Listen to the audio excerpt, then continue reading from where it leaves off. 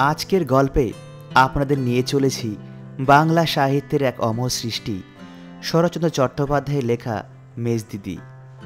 এটি শুধুই একটি গল্প নয়, এটি একটি আবেগ, একটি সম্পর্কের নিঃশব্দ ভাষা, ভাই বোনের অনন্য বন্ধন, আত্মত্যাগ, ভালোবাসা আর সমাজের কঠোর বাস্তবতার মাঝে দাঁড়িয়ে মেজদিদি হয়ে ওঠেন এক আদর্শ নারীর প্রতিচ্ছবি।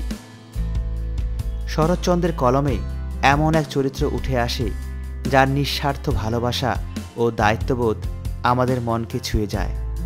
আসুন এই গল্পের প্রতিটি বাক্যে, প্রতিটি মুহূর্তে ডুবে যাই, খুঁজে নিই সেই মমতার উষ্ণ ছোঁয়া আর অনুভব করি এক ভিন্ন রকম সম্পর্কের গভীরতা।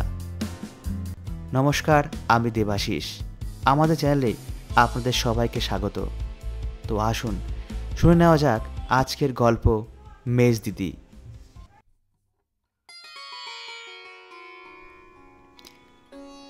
কেষ্টার মা মুড়ি কড়াই ভাজিয়া চাহিয়া চিন্তিয়া অনেক দুঃখে কেষ্টধনকে 14 বছরটি করিয়া মারা গেলে গ্রামে তাহার আর দাঁড়াইবার স্থান রহিল না।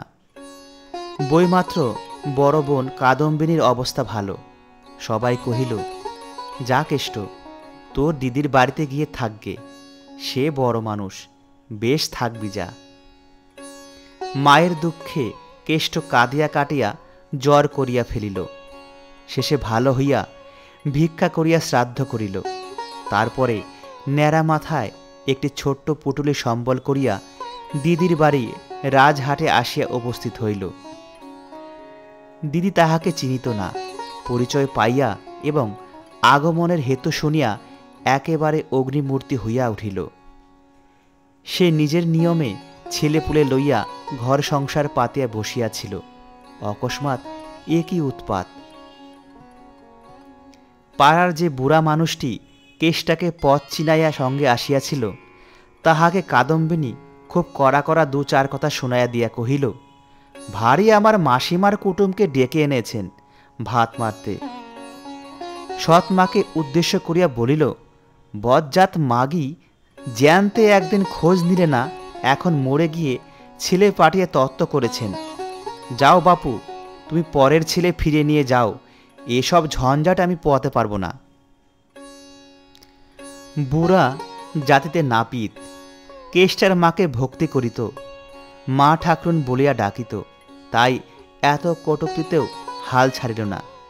কাকুতি মিনতি করিয়া বলিল, দিদি ঠাকুরুন, লক্ষ্মীর ভাড়ার তোমার, কত দাস দাসী, অতিথি ফকির, কুকুর বেড়াল এ সংসারে পাত পেতে মানুষ হয়ে যাচ্ছে। এছাড়া দুমুটো খেয়ে বাইরে পড়ে থাকলে তুমি জানতেও পারবে না। বড় শান্ত সুবোধ ছেলে দিদি ঠাকুরুন, ভাই বলে না নাও, দুঃখী অনাথ বামুনের ছেলে বলেও বাড়ির কোণে একটু ঠাঁই দিও দিদি। এ স্তুতিতে পুলিশের দারোগার মন ভেজে। কাদম্বিনী মেয়ে মানুষ মাত্র, কাজেই সে তখনকার মতো চুপ করিয়া রহিল।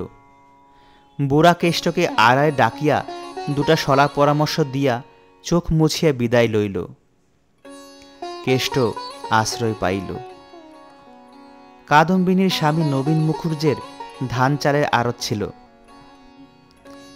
তিনি বেলা 12টার পর বাড়ি ফিরিয়া কেষ্টাকে বক্র কটাক্ষে নিরীক্ষণ করিয়া প্রশ্ন করিলেন, এটিকে? কাদম্বিনী মুখ ভারী করিয়া জবাব দিল, তোমার বড় কুটুম গো, বড় কুটুম। নাও, খাওয়াও, পড়াও, মানুষ করো, পরকালে কাজ হবে। নবীন সৎ শাশুড়ির মৃত্যু সংবাদ পাইয়াছিলেন, ব্যাপারটা বুঝিলেন। কহিলেন, বটে, বেশ নধর গোলগাল দেহটি তো। স্ত্রী কহিলেন, বেশ হবে না কেন? বাপ আমার বিষয় আশয় যাই কিছু রেখে গিয়েছিলেন, সে সমস্তই মাগি ওর গহ্বরে ঢুকিয়েছে। আমি তো তার একটা কানাকড়িও পেলুম না। বলা বাহুল্য, এই বিষয় আশয় একখানি মাটির ঘর এবং তৎসংলগ্ন একটি বাতাবি লেবুর গাছ। ঘরটিতে বিধবা মাথা গুজিয়া থাকিতেন এবং নেবুগুলি বিক্রি করিয়া ছেলের স্কুলের মাহিনা যোগাইতেন। নবীন রোষ চাপিয়া বলিলেন, খুব ভালো। কাদম্বিনী কহিলেন, ভালো নয় আবার, বড় কুটুম যে গো, তাকে তার মতো রাখতে হবে তো। এতে আমার পাঁচু গোপালের বরাতে একবেলা এক সন্ধে জোটে তো তাই ঢের, নইলে অখাইতে দেশ ভরে যাবে। বলিয়া পাশের বাড়ির দোতলা ঘরের বিশেষ একটি খোলা জানালার প্রতি রোষ কষায়িত লোচনের অগ্নিদৃষ্টি নিক্ষেপ করিলেন। এই ঘরটা তার মেজজা হেমাঙ্গিনীর। কেষ্ট বারান্দার একধারে ঘাড় হেট করিয়া বসিয়া লজ্জায় মরিয়া যাইতেছিল। কাদম্বিনী ভাড়ারে ঢুকিয়া একটা নারিকেল মালা একটুখানি তেল আনিয়া তাহার পাশে ধরিয়া দিয়া কহিলেন, আর মায়া কান্না করতে হবে না, যাও পুকুর থেকে ডুব দিয়ে এসো। গেবলি ফুলের তেল টেল মাখা অভ্যাস নেই তো? স্বামীকে উদ্দেশ্য করিয়া চেঁচাইয়া বলিলেন, তুমি চান করতে যাবার সময় বাবুকে ডেকে নিয়ে যেও গো, নইলে ডুবে মলে টলে গেলে বাড়ি শুদ্ধ লোকের হাতে দড়ি পড়বে। কেষ্ট ভাত খাইতে বসিয়াছিল। সে স্বভাবতই ভাতটা কিছু বেশি খাইত, তাহাতে কাল বিকাল হইতে খাওয়া হয় নাই। আজ এতখানি পথ হাঁটিয়া আসিয়াছে, বেলা হইয়াছে। নানা কারণে পাতের ভাতগুলি নিঃশেষ করিয়াও তাহার ঠিক ক্ষুধা মিঠে নাই। নবীন অদূরে খাইতে বসিয়াছিলেন। লক্ষ্য করে স্ত্রীকে কহিলেন, কেষ্টকে আর দুটি ভাত দাও গো। দি বলিয়া কাদম্বিনী উঠিয়া গিয়া পরিপূর্ণ এক থালা ভাত আনিয়া সমস্তটা তাহার পাতে ঢালিয়া দিহা উচ্চ হাস্য করিয়া কহিলেন, তবেই হয়েছে। এই হাতির খোরাক নিত্য জোগাতে গেলে যে আমাদের আড়ত খালি হয়ে যাবে। ওবেলা দোকান থেকে মন 2 মোটা চাল পাঠিয়ে দিও, নইলে দেউলে হতে দেরি হবে না, তা বলে রাখছি। মর্মান্তিক লজ্জায় কেষ্টর মুখখানি আরও ঝুঁকিয়া পড়িল। সে এক মায়ের এক ছেলে। দুঃখিনী জননীর কাছে সরু চাল খাইতে পাইয়াছিল কিনা সে খবর জানি না, কিন্তু পেট ভরিয়া খাওয়ার অপরাধে কোনোদিন লজ্জায় মাথা হেট করিতে হয় নাই, তাহা জানি।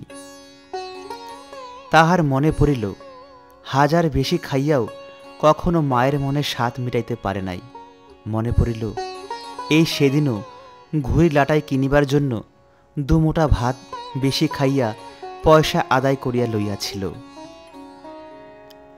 তাহার 2 চোখের কোণ বাহির হইয়া বড় বড় অশ্রুর ফোঁটা ভাতের থালার ওপর নিঃশব্দে ঝরিয়া পড়িতে লাগিল। সে সেই ভাত মাথা গুজিয়া গিলিতে লাগিল। বা হাতটা তুলিয়া মুছিতে পর্যন্ত সাহস করিল না, পাছে দিদির চোখে পড়ে। অনতি পূর্বেই মায়াকান্না কাদার অপরাধে বকুনি খাইয়াছিল। সেই ধমক তাহার এত বড় মাতৃশোকেরও ঘাড় চাপিয়া রাখিল। পৈতৃক বাড়িটা 2 ভাইয়ে ভাগ করিয়া লইয়াছিল। পাশের দোতলা বাড়িটা মেজ ভাই বিপিনের। ছোট ভাইয়ের অনেকদিন মৃত্যু হইয়াছিল। বিপিনেরও ধান চালের কারবার। তাহার অবস্থাও ভালো, কিন্তু বড় ভাই নবীনের সমান নয়। তথাপি ইহার বাড়িটাই দোতলা। মেজ বউ হেমাঙ্গিনী শহরের মেয়ে। সে দাসদাসী রাখিয়া লোকজন খাওয়াইয়া জাঁকজমে থাকিতে ভালোবাসে। পয়সা বাঁচাইয়া গরিবে চালে চলে না বলিয়াই বছর 4 পূর্বে 2 জায়ে কলহ করিয়া পৃথক হইয়াছিল। সেই অবধি প্রকাশ্যে কলহ অনেকবার হইয়াছে, অনেকবার মিটিয়াছে, কিন্তু মনোমালিন্য একটি দিনের জন্য ঘুচে নাই। কারণ সেটা বড়জা কাদম্বিনীর একলার হাতে। তিনি পাকা লোক, ঠিক বুঝিতেন ভাঙা হাড়ি জোড়া লাগে না। কিন্তু মেজ বউ অত পাকা নয়, অমন করিয়া বুঝিতেও পারিত না। ঝগড়াটা প্রথমে সেই করিয়া ফিরিত বটে, কিন্তু সেই মিটাইবার জন্য, কথা কহিবার জন্য, খাওয়াইবার জন্য ভেতরে ভেতরে ছটফট করিয়া একদিন আস্তে আস্তে কাশে আসিয়া বসিত। শেষে হাতে পায়ে পড়িয়া কাঁদিয়া কাটিয়া ঘাট মানিয়া বড়জাকে নিজের ঘরে ধরিয়া আনিয়া ভাব করিত। এমনই করিয়া 2 জায়ের অনেকদিন কাটিয়াছে। আজ বেলা 3টে, 3:30টার সময় হেমাঙ্গিনী এ বাড়িতে আসিয়া উপস্থিত হইল।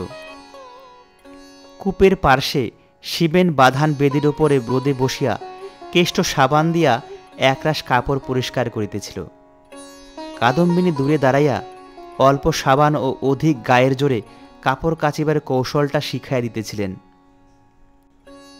মেজো যাকে দেখিবা মাত্রই বলিয়া উঠিলেন, মা গো, ছোড়াটা কি নোংরা কাপড় চোপড় নিয়ে এসেছে। কথাটা সত্য। কেষ্টার সেই লাল পেরে ধুতিটা পরিয়া এবং চাদরটা গায়ে দিয়া কেহ কুটুম বাড়ি যায় না।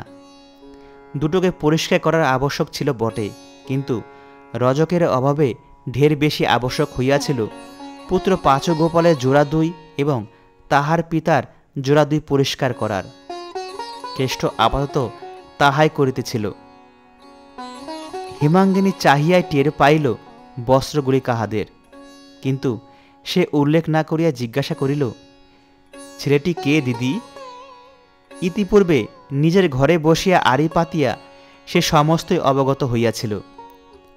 দিদি ইতস্তত করিতেছে দেখিয়া পুনরায় কহিলেন, দিব্যি ছেলেটি তো, মুখের ভাব তোমারই মতোই দিদি। বলি, বাপের বাড়ি কেউ নাকি?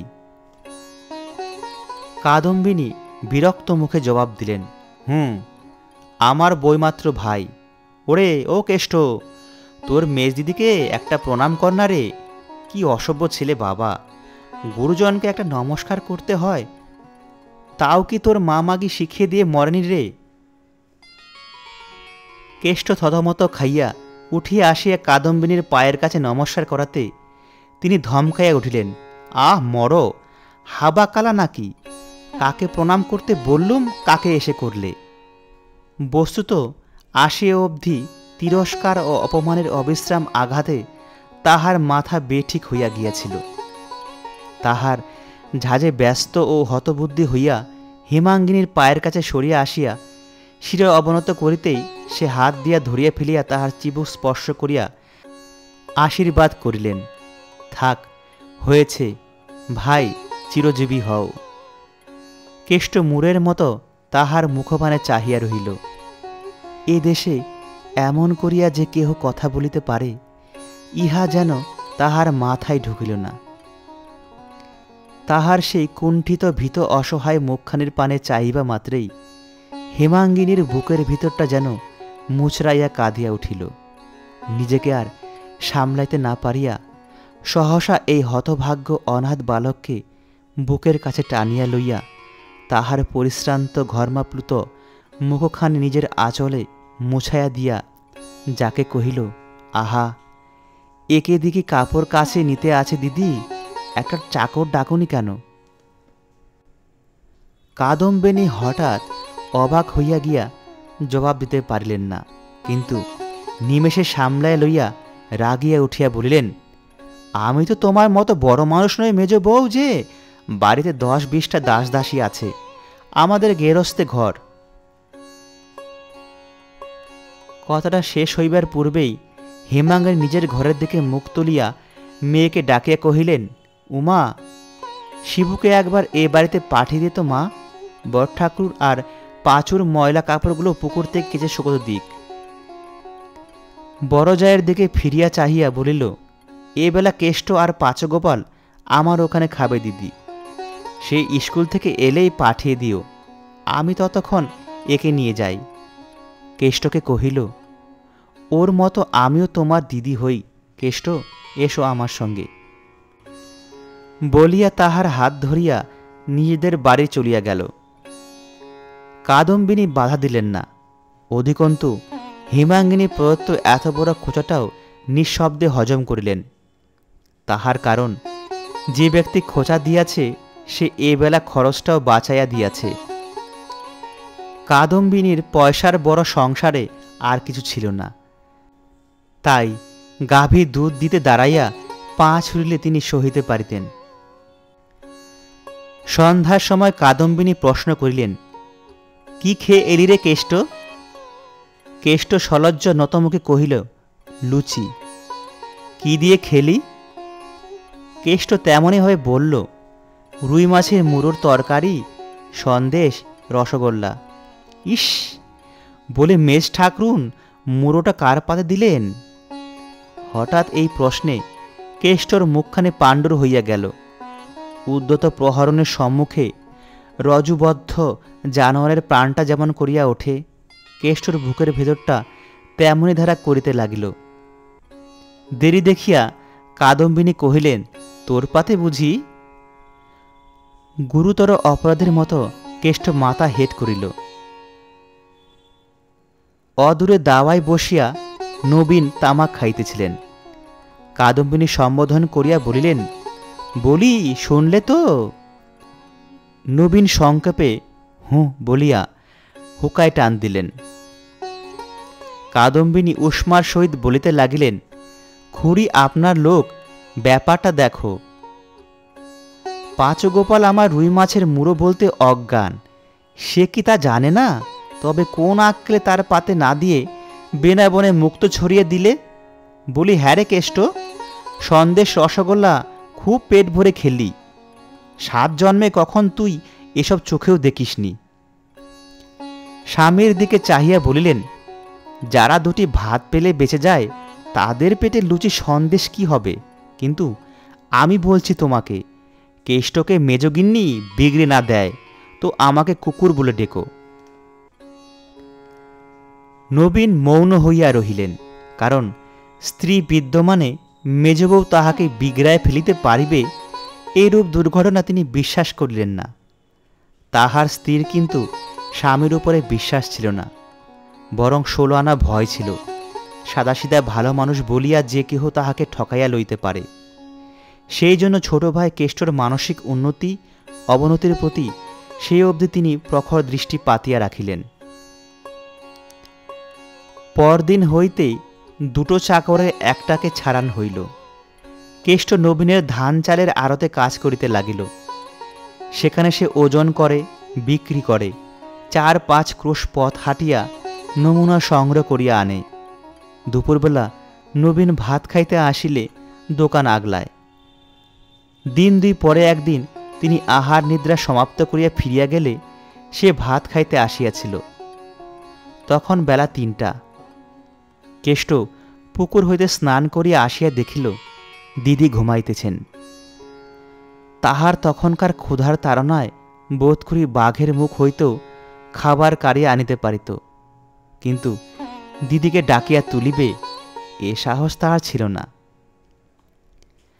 রান্নাঘরের দাওয়ার একধারে চুপটি করিয়া দিদির ঘুম ভাঙার আশায় বসিয়াছিল। হঠাৎ ডাক শুনিল, কেষ্ট। সে আহান কি স্নিগ্ধ হইয়াই তাহার কানে বাজিল। মুখ তুলিয়া দেখিল মেজদি তাহার দোতলার ঘরে জানালা ধরিয়া দাঁড়াইয়া আছেন। কেষ্ট একটিবার চাহিয়াই মুখ নামাইল। খানিক পরে হেমাঙ্গিনী নামিয়া আসিয়া সম্মুখে দাঁড়িয়ে জিজ্ঞাসা করিল, কদিন দেখিনি তো, এখানে চুপ করে বসে কেন কেষ্ট? একে ক্ষুধায় অল্পেই চোখে জল আসে, তাহাতে এমন স্নেহার্দ্র কণ্ঠস্বর। তাহার 2 চোখ টলটল করিতে লাগিল। সে ঘাড় হেট করিয়া রহিল, উত্তর দিতে পারিল না। মেজ খুড়িমাকে সব ছেলেমেয়েরা ভালোবাসত। তাহার গলার স্বর শুনিয়া কাদম্বিনীর ছোট মেয়ে ঘর হইতে বাহির আসিয়া চেঁচাইয়া বলিল, কেষ্ট মামা, রান্নাঘরে তোমার ভাত ঢাকা আছে, খাও গে, মা খেয়ে দে ঘুমাচ্ছে।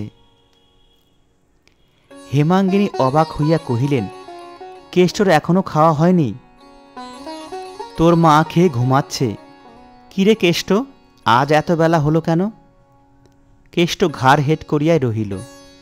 টুনি তাহারা জবাব দিল, কেষ্ট মামার রোজ তো এমনই বেলায় হয়, বাবা খেয়ে দিয়ে দোকানে ফিরে গেলে তবে তো খেতে আসে। হেমাঙ্গিনী বুঝিলেন কেষ্টকে দোকানের কাজে লাগানো হইয়াছে, তাহাকে বসাইয়া খাওয়ানো হইবে এই আশা অবশ্য তিনি করেন নাই। কিন্তু একবার এই বেলার দিকে চাহিয়া, একবার এই ক্ষুধা ও তৃষ্ণায় আর্ত শিশুদেহের পানে চাহিয়া তাহার চোখ দিয়া জল পড়িতে লাগিল। আঁচলে চোখ মুছতে মুছতে তিনি বাড়ি চলিয়া গেলেন। মিনিট 2 পরে 1 বাটি দুধ হাতে ফিরিয়া আসিয়া রান্নাঘরে ঢুকিয়াই শিহরিয়া মুখ ফিরিয়া দাঁড়াইলেন। কেষ্ট খাইতে বসিয়াছিল। একটা পিতলের থালার ওপর ঠান্ডা শুকনো ডেলা পাকানো ভাত, এক পাশে একটুখানি ডাল ও কি একটু তরকারির মতো, দুধটুকু পাইয়া তাহার মলিন মুখখানি হাসিতে ভরিয়া গেল। হেমাঙ্গিনী দ্বারের বাহিরে আসিয়া দাঁড়াইয়া রহিলেন। কেষ্ট খাওয়া শেষ করিয়া পুকুরে আচাইতে চলিয়া গেলে একটিবার মুখ বাড়াইয়া দেখিলেন পাতে গোনা একটিও ভাত পড়িয়া নাই। ক্ষুধার জ্বালায় সে সেই অন্ন নিঃশেষ করিয়া খাইয়াছে। হেমাঙ্গিনীর ছেলে ললিত প্রায় সেই বয়সী। নিজের অবর্তমানে নিজের ছেলেকে এই অবস্থায় হঠাৎ কল্পনা করিয়া ফেলিয়া কান্নার ঢেউ তাহার কণ্ঠ পর্যন্ত ফেনাইয়া উঠিল। তিনি সেই কান্না চাপিতে চাপিতে বাড়ি চলিয়া গেলেন। সর্দি উপলক্ষ করিয়া হেমাঙ্গিনীর মাঝে মাঝে জ্বর হইত। দিন দুই থাকিয়া আপনি ভালো হইয়া যাইত। দিন কয়েক পরে এমন একটি জ্বর বোধ হওয়ায় সন্ধ্যার পর বিছানায় পড়িয়াছিলেন। ঘরে কেহ নাই। হঠাৎ মনে হইল কে যেন অতি সন্তর্পণে কবাটের আড়ালে দাঁড়াইয়া উকি মারিয়া দেখিতেছে। ডাকিলেন, কে রে ওখানে দাঁড়িয়ে? ললিত।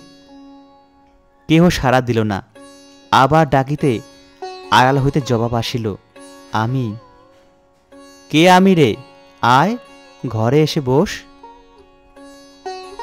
কেষ্ট সসংকোচে ঘরে ঢুকিয়া দেওয়াল ঘেঁষিয়া দাঁড়াইল। হেমাঙ্গিনী উঠিয়া বসিয়া সস্নেহে কাছে ডাকিয়া জিজ্ঞাসা করিলেন, কেন রে কেষ্ট? কেষ্ট আরও একটু সরিয়া আসিয়া মলিন কোচার খুঁট খুলিয়া দুটি আধ পাকা পেয়ারা বাহির করিয়া বলিল, জ্বরের উপর খেতে বেশ। হেমাঙ্গিনী সাগরয়ে হাত বাড়াইয়া বলিলেন, কোথায় পেলি রে?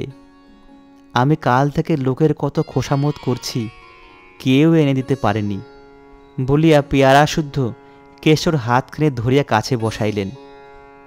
কেষ্ট লজ্জায় আহ্লাদে আরক্ত মুখ হেঁট করিল।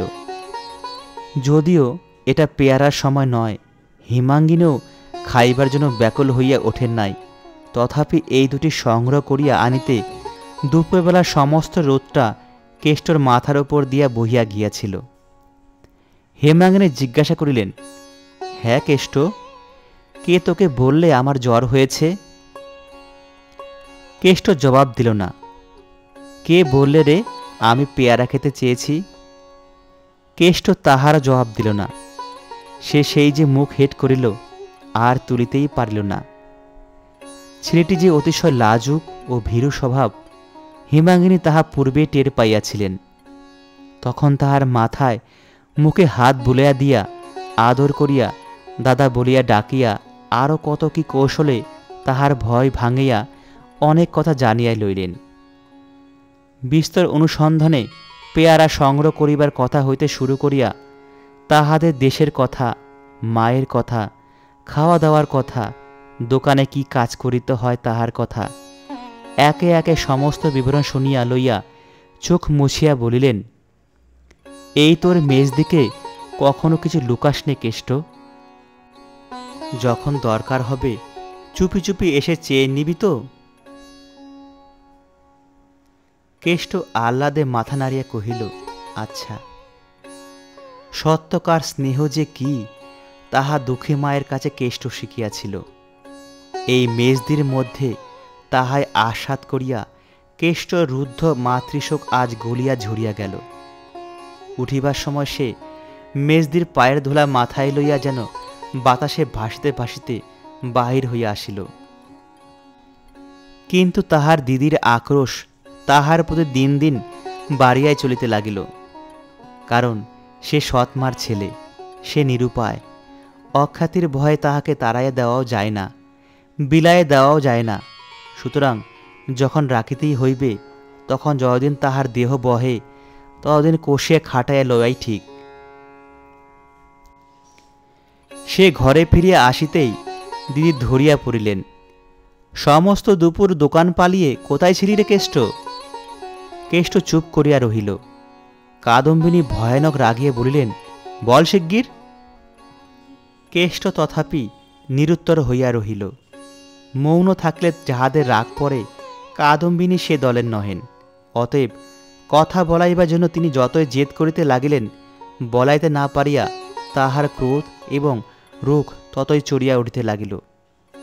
অবশেষে পাঁচু গোপালকে ডাকিয়া তাহার 2 কান পুনঃ পুনঃ মলাইয়া দিলেন এবং তাহার জন্য রাত্রে হাড়িতে চাল লইলেন না।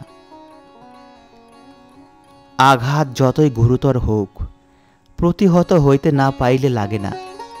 পর্বত শিখর হইতে নিক্ষেপ করিলেই হাত পা ভাঙে না, শুধু তখনই যখন পদতল পৃষ্ঠ কঠিন ভূমি সেই বেগ প্রতিহত করে। ঠিক তাহাই হইয়াছিল কেষ্টর। মায়ের মরণ যখন পায়ের নিচের নির্ভর স্থলটুকু তাহার একেবারে বিলুপ্ত করিয়া দিল, তখন হইতে বাহিরের কোনো আঘাতই তাহাকে আঘাত করিয়া ধূলিসাৎ করিয়া দিতে পারিত না। সে দুঃখীর ছেলে, কিন্তু কখনো দুঃখ পায় নাই।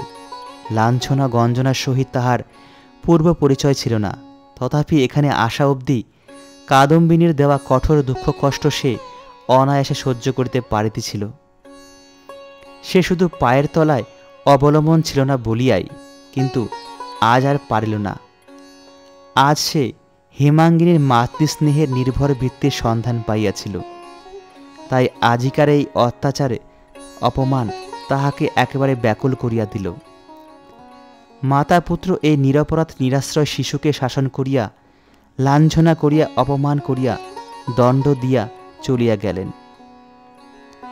সে অন্ধকার ভূমিশয্যায় পড়িয়া আজ অনেক দিন পর আবার মাকে স্মরণ করিয়া মেজদির নাম করিয়া ফুলিয়া ফুলিয়া কাঁদিতে লাগিল। পরদিন সকালেই কেষ্ট হঠাৎ গুটি গুটি ঘরে ঢুকিয়া হেমাঙ্গিনীর পায়ের কাছে বিছানার একপাশে আসিয়া বসিল। হেমাঙ্গিনী পা 2টা একটু গোটায় লইয়া সস্নেহে বলিলেন, দোকানে যাসনি কেষ্ট? এইবার যাব। দেরি করিস নে দাদা, এই বেলা যা, নইলে এক্ষুনি আবার গালাগালি করবে। কেষ্টর মুখ একবার আরক্ত, একবার পাণ্ডুর হইল। যাই বলিয়া সে উঠিয়া দাঁড়াইল। একবার ইতস্তত করিয়া কি একটা বলিতে গিয়া আবার চুপ করিল। হেমাঙ্গিনী তাহার মনের কথা যেন বুঝিলেন, বলিলেন, কিছু বলবি আমাকে রে? কেষ্ট মাটির দিকে চাহিয়া অতি মৃদুস্বরে কহিল, কাল কিছু খাইনি মেজদি। কাল থেকে খাসনি? বলিস কি রে কেষ্ট? কিছুক্ষণ পর্যন্ত হেমাঙ্গিনী স্থির হইয়া রহিলেন। তাহার পর 2 চোখ জলে পূর্ণ হইয়া গেল। সেই জল ঝরঝর করিয়া ঝরিতে লাগিল। তাহার হাত ধরিয়া টানিয়া আর একবার কাছে বসাইয়া একটি একটি করিয়া সব কথা শুনিয়া লইয়া বলিলেন, কাল রাত্রিরেই কেন এলি নে? কেষ্ট চুপ করিয়া রহিল। হেমাঙ্গিনী আঁচলে চোখ মুছিয়া বলিলেন, আমার মাথার দিব্যি রইল ভাই। আজ থেকে আমাকে তো সেই মরা মা বলে মনে করবি। যথাসময়ে সমস্ত কথা কাদম্বিনীর কানে গেল। তিনি নিজের বাড়ি হইতে মেজ বউকে ডাক দিয়া বলিলেন, ভাইকে কি খাওয়াতে পারিনি যে তুমি অত কথা তাকে গায়ে পড়ে বলতে গেছ? কথার ধরন দেখিয়া হেমাঙ্গিনীর গা জ্বালা করিয়া উঠিল, কিন্তু সে ভাব গোপন করিয়া বলিলেন, যদি গায়ে পড়েই বলে থাকি তাতেই বা দোষ কি? কাদম্বিনী প্রশ্ন করিলেন, তোমার ছেলেটিকে ডেকে এনে আমি যদি এমনই করে বলি, তোমার মনটি থাকে কোথায় শুনি? তুমি এমন করে নাই দিলে আমি তাকে শাসন করি কি করে বলো দেখি? হেমাঙ্গিনী আর সহ্য করিতে পারল না, বলিল, দিদি, 15-16 বছর একসঙ্গে ঘর করছি, তোমাকে আমি চিনি। পেটে মেরে আগে তোমার নিজের ছেলেকে শাসন করো, তারপরে পরের ছেলেকে করো, তখন গায়ে পড়ে কথা কইতে যাব না। কাদম্বিনী অবাক হইয়া বলিলেন, আমার পাঁচু গোপালের সঙ্গে ওর তুলনা? দেবতার সঙ্গে বাদরের তুলনা? এরপরে আরও কি যে তুমি বলে বেড়াবে তাই ভাবি মেজ বউ। মেজ বউ উত্তর দিল, কে দেবতা কে বাদর সে আমি জানি, কিন্তু আর আমি কিছুই বলবো না দিদি। যদি বলি তো এই যে তোমার মতো নিষ্ঠুর, তোমার মতো বেহায়া মেয়ে মানুষ আর সংসারে নেই। বলিয়া তিনি প্রত্যুত্তরের অপেক্ষা না করিয়া জানালা বন্ধ করিয়া দিলেন। সেই দিন সন্ধ্যার প্রাক্কালে, অর্থাৎ কর্তারা ঘরে ফিরিবার সময়টিতে বড় বউ নিজের বাড়ির উঠানে দাঁড়াইয়া দাসীকে উপলক্ষ করিয়া উচ্চ কণ্ঠে তর্জন গর্জন আরম্ভ করিয়া দিলেন। যিনি রাত দিন করছেন তিনি এর বিহিত করবেন। মায়ের চেয়ে মাসির দরদ বেশি। আমার ভাইয়ের মর্ম আমি বুঝি নে, বোঝে পড়ে। কখনো ভালো হবে না ভাই বোনে ঝগড়া বাঁধিয়ে দিয়ে দাঁড়িয়ে দাঁড়িয়ে মজা দেখলে ধর্মে সইবে না, তা বলে দিচ্ছি বলিয়া তিনি রান্নাঘরে ঘিয়া ঢুকিলেন। উভয় জায়ের মধ্যে এই ধরনের গালিগালাজ সাপসাপান্ত অনেকবার অনেক রকম করিয়া হইয়া গিয়েছে, কিন্তু আজ ঝাঁজটা বেশি ছিল। অনেক সময় হেমাঙ্গিনী শুনিয়াও শুনিত না, বুঝিয়াও গায়ে মাখিত না, কিন্তু আজ নাকি তাহার দেহটা খারাপ ছিল। তাই উঠিয়া আসিয়া জানালার দাঁড়িয়া কহিলেন, এর মধ্যেই চুপ করলে কেন দিদি? ভগবান হয়তো শুনতে পাননি, আরও খানিকক্ষণ ধরে আমার সর্বনাশ কামনা করো। বড়ঠাকুর ঘরে আসুন, তিনি শুনুন। ইনি ঘরে এসে শুনুন, এর মধ্যে হাঁপিয়ে পড়লে চলবে কেন? কাদম্বিনী উঠানের ওপর ছুটিয়া আসিয়া মুখ উঁচু করে চেঁচাইয়া উঠিলেন, আমি কি কোনো সর্বনাশের নাম মুখে এনেছি? হেমাঙ্গিনী স্থিরভাবে জবাব দিল, মুখে আনবে কেন দিদি? মুখে আনবার পাত্রী তুমি নও, কিন্তু তুমি কি ঠেওরাও? একা তুমিই শেয়ানা, আর পৃথিবী শুদ্ধ ন্যাকা। ঠেস দিয়ে দিয়ে কার কপাল ভাঙছ সে কি কেউ টের পায় না? কাদম্বিনী এবার নিজ মূর্তি ধরিলেন, মুখ ভ্যাংচায়া হাত পা নাড়িয়া বলিলেন, টের পেলেই বা? যে দোষে থাকবে তারই গায়ে লাগবে, আর একা তুমিই টের পাও, আমি পাইনে? কেষ্ট যখন এলো সাত চরেরা করতো না, যা বলতুম মুখ বুঝে তাই করত। আজ দুপুরবেলা কার জোরে কি জবাব দিয়ে গেল জিজ্ঞাসা করে দেখো এই প্রসন্নর মাকে, বলিয়া দাসীকে দেখাইয়া দিল। প্রসন্নর মা কহিল, সে কথা সত্যি মেজ বৌমা।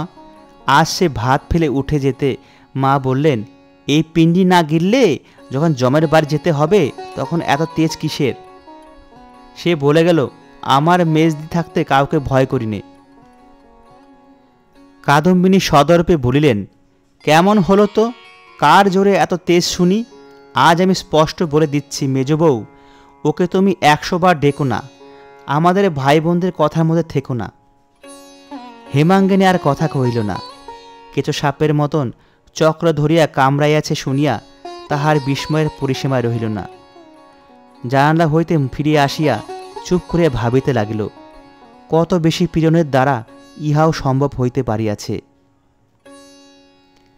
আবার মাথা ধরিয়া জ্বর বোধ হইতেছিল, তাই অসময়ে শয্যায় আসিয়া নির্জীবের মতো পড়িয়াছিল। তাহার স্বামী ঘরে ঢুকিয়া ইহা লক্ষ্য না করিয়াই ক্রোধভরে কহিয়া উঠিলেন, বৌঠানের ভাইকে নিয়ে আজ কি কাণ্ড বাঁধিয়ে বসে আছো? কারও মানা শুনবে না। যেখানে যত হতভাগ্য লক্ষ্মী ছাড়া আছে দেখলেই তার দিকে কোমর বেঁধে দাঁড়াবে। রোজ রোজ আমার এত হাঙ্গামা সহ্য হয় না মেজ বউ। আজ বৌঠান আমাকে না হোক 10টা কথা শুনিয়ে দিলেন। হেমাঙ্গিনী শ্রান্ত কণ্ঠে কহিলেন, বৌঠান কবে হক কথা বলেন যে আজ তোমাকে না হক কথা বলেছেন? বিপিন বলিলেন, কিন্তু আজ তিনি ঠিক কথাই বলেছেন। তোমার স্বভাব জানি তো। সেবার বাড়ির রাখাল ছোড়াটাকে নিয়ে এইরকম করলে। মতি কামারের ভাগ্নের অমন বাগানখানা তোমার জন্যই মোটরের ভেতর থেকে বেরিয়ে গেল। উল্টে পুলিশ থামাতে 100-150 ঘর থেকে গেল। তুমি নিজের ভালো মন্দ কি বোঝো না? কবে এ স্বভাব যাবে? হেমাঙ্গিনী এবার উঠিয়া বসিয়া স্বামীর মুখপানে চাহিয়া কহিলেন, আমার স্বভাব যাবে মরণ হলে, তার আগে নয়। আমি মা, আমার কোলে ছেলেপুলে আছে, মাথার ওপর ভগবান আছেন। এর বেশি আমি গুরুজনের নামে নালিশ করতে চাইনি। আমার অসুখ করেছে আর আমাকে বকিও না, তুমি যাও বলে গায়ের র্যাপারখানা টানিয়া লইয়া পাশ ফিরিয়া শুইয়া রহিল। বিপিন প্রকাশ্যে আর তর্ক করিতে সাহস করিলেন না, কিন্তু মনে মনে স্থির ওপর এবং বিশেষ করিয়া ওই গলগ্রহ দুর্ভাগাটার ওপর আজ মর্মান্তিক চটিয়া গেলেন। পরদিন সকালে জানালা খুলিতেই হেমাঙ্গিনীর কানে বড় জয়ের তীক্ষ্ণ কণ্ঠের ঝঙ্কার প্রবেশ করিল। তিনি স্বামীকে সম্বোধন করিয়া বলিতেছেন, ছোড়াটা কাল থেকে পালিয়ে রইল, একবার খোঁজ নিলে না? স্বামীর জবাব দিলেন, চুলোই যাক, কি হবে খোঁজ করে? স্ত্রী কণ্ঠস্বর সমস্ত পাড়ার শ্রুতিগোচর করিয়া বললেন, তাহলে যে নিজেদের গ্রামে বাস করা দায় হবে। আমাদের শত্রু তো দেশে কম নেই, কোথাও পুড়ে টরে মরে গেলে ছেলেগুলো বাড়ি শুদ্ধ সবাইকে জেলখানায় যেতে হবে, তাই বলে দিচ্ছি। হেমাঙ্গিনী সমস্তই বুঝিলেন এবং তৎক্ষণাৎ জানলাটা বন্ধ করিয়া দিয়া একটা নিঃশ্বাস ফেলিয়া অন্যত্র চলিয়া গেলেন। দুপুরবেলা রান্নাঘরে দাওয়ায় বসিয়া খান কত রুটি খাইতেছিলেন। হঠাৎ চোরের মতো সন্তর্পণে পা ফেলিয়া কেষ্ট আসিয়া উপস্থিত হইল। চুল রুক্ষ, মুখ শুষ্ক। কোথায় পালিয়েছিলি রে কেষ্ট? পালাইনি তো। কাল সন্ধ্যার পর দোকানে শুয়েছিলাম, ঘুম ভেঙে দেখি দুপুর রাতের। খিদে পেয়েছে মেজদি, ও বাড়িতে গিয়ে খেগে যা বলে হেমাঙ্গিনী নিজের রুটির থালায় মনোযোগ করিলেন। মিনিট খানেক চুপচাপ দাঁড়াইয়া থাকিয়া কেষ্ট চলে যাইতেছিল। হেমাঙ্গিনী ডাকিয়া ফিরিয়া কাছে বসাইলেন এবং সেইখানে ঠাঁই করিয়া রাঁধুনিকে ভাত দিতে বলিলেন। তাহার খাওয়া প্রায় অর্ধেক অগ্রসর হইয়াছিল। এমন সময় উমা বহির্বাটি হইতে ত্রস্ত ব্যস্তভাবে ছুটিয়া আসিয়া নিঃশব্দ ইঙ্গিতে জানাইল, বাবা আসছেন যে। মেয়ের ভাব দেখিয়া মা আশ্চর্য হইয়া বললেন, তাতে তুই অমন করছিস কেন? উমা কেষ্টর পিছনে আসিয়া দাঁড়াইয়াছিল। প্রত্যুত্তরে তাহাকেই আঙ্গুল দিয়ে দেখাইয়া চোখ মুখ নাড়িয়া তেমনই ইশারায় প্রকাশ করিল, খাচ্ছে যে। কেষ্ট কৌতূহলী হইয়া ঘাড় ফিরাইয়াছিল। উমার উৎকণ্ঠিত দৃষ্টি, শঙ্কিত মুখের ইশারা তাহার চোখে পড়িল। এক মুহূর্তে তাহার মুখ সাদা হইয়া গেল। কি ত্রাস যে তাহার মনে জন্মিল সেই জানে। মেজদি, বাবু আসছেন বলিয়া সে ভাত ফেলিয়া ছুটিয়া গিয়া রান্নাঘরের দোরে আড়ালে দাঁড়াইল। তাহার দেখা দেখি উমাও আর একদিকে পলাইয়া গেল। অকস্মাৎ গৃহস্বামীর আগমনে চোরের দল যেরূপ ব্যবহার করে, ইহারাও ঠিক সেইরূপ আচরণ করিয়া বসিল। প্রথমটা হেমাঙ্গিনী হতবুদ্ধির মতো একবার এদিক একবার ওদিক চাহিলেন, তারপরে পরিশ্রান্তের মতো দেওয়ালে ঠেস দিয়ে এলাইয়া পড়িলেন। লজ্জা ও অপমানের শুল যেন তাহার বুকখানা এফোর ওফোর করিয়া দিয়া গেল। পরক্ষণেই বিপিন আসিয়া উপস্থিত হইলেন। সম্মুখে স্ত্রীকে ওভাবে বসিয়া থাকিতে দেখিয়া কাছে আসিয়া উদ্বিগ্ন মুখে প্রশ্ন করিলেন, ও কি খাবার নিয়ে অমন করে বসেছে? হেমাঙ্গিনী জবাব দিলেন না। বিপিন অধিকতর উৎকণ্ঠিত হইয়া বলিলেন, আবার জ্বর হলো নাকি? অভুক্ত ভাতের থালাটার পানে চোখ পড়ায় বলিলেন, এখানে এত ভাত ফেলে উঠে গেল কে? ললিত বুঝি? হেমাঙ্গিনী উঠিয়া বসিয়া বলিলেন, না, সে নয়, ও বাড়ির কেষ্টা খাচ্ছিল, তোমার ভয়ে দোরের আড়ালে লুকিয়েছে। কেন? হেমাঙ্গিনী বলিলেন, কেন তা তুমি ভালোই জানো। আর শুধু সে নয়, তুমি আসছো খবর দিয়েই উমাও ছুটে পালিয়েছে। বিপিন মনে মনে বুঝিলেন স্ত্রীর কথাবার্তা বাঁকা পথ ধরিয়াছে, তাই বোধ করি সোজা পথে ফিরাইবার অভিপ্রায়ে সহাস্য বলিলেন, ও বেটি পালাতে গেল কি দুঃখে? হেমাঙ্গিনী বলিলেন, কি জানি, বোধ করি মায়ের অপমান চোখে দেখবার ভয়েই পালিয়েছে।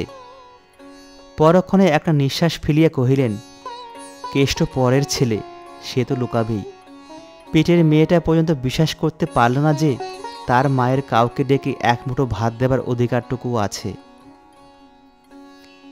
এবার বিপিন টের পাইলেন ব্যাপারটা সত্যই বিশ্রী হইয়া উঠিয়াছে।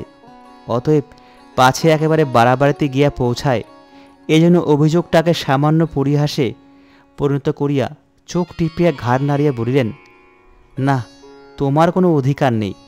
ভিখিরি এলে ভিক্ষেও না, সে যাক, কাল থেকে আর মাথা ধরেনি তো। আমি মনে করছি শহর থেকে কেদার ডাক্তারকে ডেকে পাঠাইয়া না হয় একবার কলকাতায় অসুখ ও চিকিৎসার পরামর্শটা ওইখানে থামিয়া গেল। হেমাঙ্গিনী জিজ্ঞাসা করিলেন, উমার সামনে তুমি কেষ্টকে কিছু বলেছিলে? বিপিন যেন আকাশ হইতে পড়িলেন, আমি? কই না। ওহো, সেদিন যেন মনে হচ্ছে বলেছিলুম। বৌঠান রাগ করেন, দাদা বিরক্ত হন। উমা বোধ করি সেখানে দাঁড়িয়েছিল, কি জানি। জানি বলিয়া হেমাঙ্গিনী কথাটা চাপা দিয়া দিলেন। বিপিন ঘরে ঢুকিতেই তিনি কেষ্টকে বাহিরে ডাকিয়া বলিলেন, কেষ্ট, এই 4টে পয়সা নিয়ে দোকান থেকে মুড়ি টুড়ি কিছু কিনে খেগা যা। খিদে পেলে আর আসিস নে আমার কাছে। তোর মেজদির এমন জোর নেই যে সে বাইরের মানুষকে এক মুঠো ভাত খেতে দেয়। কেষ্ট নিঃশব্দে চলিয়া গেল। ঘরের ভিতর দাঁড়াইয়া বিপিন তাহার পানে চাহিয়া ক্রোধে দাঁত কড়মড় করিলেন। দিন 5-6 পরে একদিন বৈকালে বিপিন অত্যন্ত বিরক্ত মুখে ঘরে ঢুকিয়া বলিলেন, এসব কি তুমি শুরু করলে মেজ বউ? কেষ্ট তোমার কে যে একটা পরের ছেলে নিয়ে দিন রাত আপনা আপনির মধ্যে লড়াই করে বেড়াচ্ছ? আজ দেখলাম দাদা পর্যন্ত ভারী রাগ করেছেন। অনতি পূর্বে নিজের ঘরে বসিয়া বড় বউ স্বামীকে উপলক্ষ ও মেজ বউকে লক্ষ্য করিয়া চিৎকার শব্দে যে সকল অপভাষার তীর ছুড়িয়াছিলেন তাহার একটিও নিষ্ফল হয় নাই। সবকটি আসিয়াই হেমাঙ্গিনীকে বিধিয়াছিল এবং প্রত্যেকটি মুখে করিয়া যে পরিমাণ বিষ বহিয়া আনিয়াছিল তাহার সহিত জ্বালাটাও কম জ্বলিতেছিল না। কিন্তু মাঝখানে ভাসুর বিদ্যমান থাকায় হেমাঙ্গিনী সহ্য করা ব্যতীত প্রতিকারের পথ পাইতেছিল না। আগেকার দিনে যেমন যবনেরা গরু সম্মুখে রাখিয়া রাজপুত সেনার উপর বাণ বর্ষণ করিত, যুদ্ধ জয় করিত, বড় বউ মেজ বউকে আজকালই প্রায় তেমনই জব্দ করিতেছিলেন।